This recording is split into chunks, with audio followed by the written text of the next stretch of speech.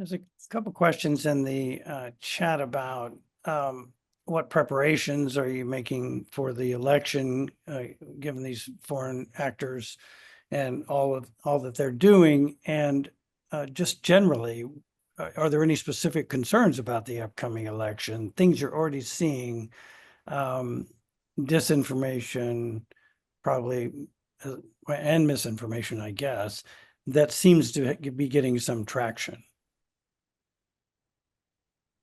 If I'll go first, I have a meeting. I'm in Washington, actually. I usually work in New York, and I'm in the NBC bureau here. I'm specifically down here for meetings to discuss how we'll counter foreign interference and disinformation. Our website has run one sort of simulation of election day where we all on Slack, we're dealing with different scenarios that pop up. And how do different editors respond, how do different teams respond. We're doing another one tomorrow. And the broadcast people are doing the same thing. And it's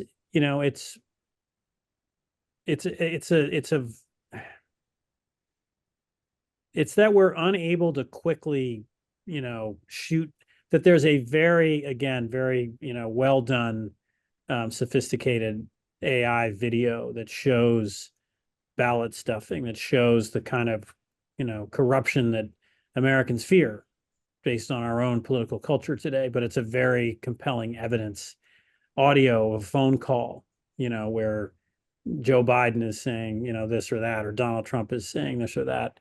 We already had that in this robocall that occurred in New Hampshire.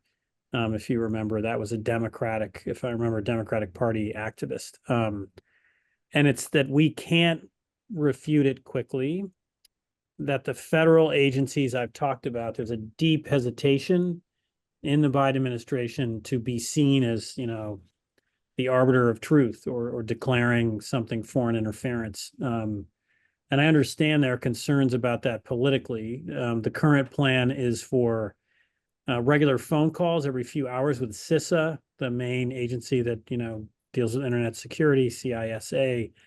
And but those calls in past elections have been not very detailed, and that primarily what federal officials will refer people to is local and state election officials. And I just worry that the county election clerk in Cobb County, Georgia, do they really know authoritatively? They'll know if there's a physical attack. No one showed up here and blocked voters for 3 hours, but, can they explain where, again, seemingly accurate, vote tallies are floating around online, and how they know that they're false, how they know who sent them. So I'm worried about not getting, we tend to want, some kind of government official, whether it's the local election clerk, or the FBI, to tell us.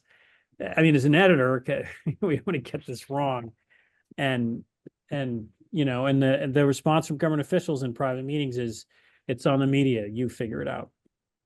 Yeah. And we can certain things, but I'm just worried that and then it will just spread, and the sort of, once it's out, we won't be able to change minds. Kind of in light of the situation David described so well, we're making available to political reporters all of the examples of false claims relating to election integrity as we produce them. Typically, that's only for our licensees. We're a for-profit business and have to charge for our data. But from, I think, starting Monday through post-election, as long as it takes to resolve, could be a few weeks after the election, we suppose, we will make available all of our debunkings of provably false claims to any reporter that wants them. And that, at least, David, we thought at least gave the media an independent third party to source for some of these claims, as a way to take some of the pressure off of the journalists.